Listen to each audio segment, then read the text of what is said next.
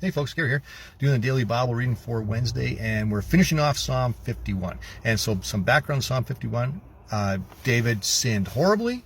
David knew about his sin, but I don't think he understood how much he had sinned because he had drifted so far away from God, so far away from the presence of God and seeking God more than anything else. That was the reason why he sinned in the first place.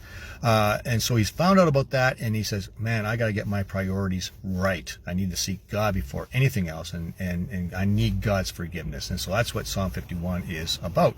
But then Psalm 51 takes a little bit of a weird turn at the very end. So let's kind of look at that. So Psalm 51 verses 18 and 19. David says this. He goes, he's speaking to the Lord.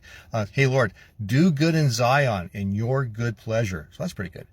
Build up the walls of Jerusalem. Okay.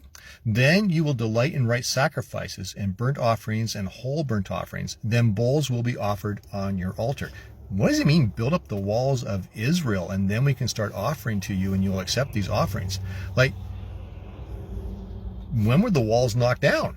Right? So if you look in the history of the kings and all that stuff, and David, and going backwards, the walls are intact. No one has sacked Jerusalem. No one's torn down these walls. So is David foreshadowing what's going to take place later on? So here's what takes place later on. The kings, like a whole bunch of kings down the road from David, they start really blowing it, and they start going after worldly pursuits and all sorts of things, and they forget about who God is. And God sends Babylon to conquer them and take them away, and the walls are destroyed at that point in time.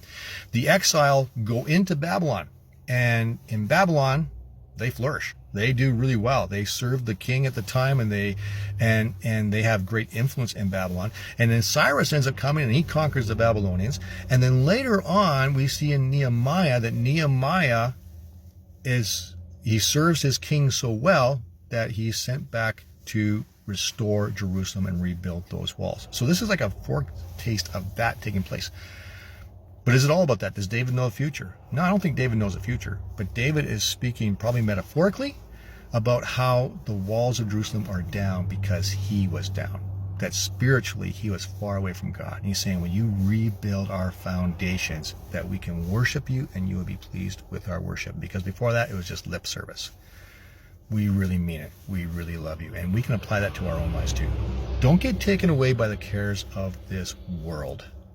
Seek God more than anything else. Make sure that foundation of trusting God more than you trust anything else is well established.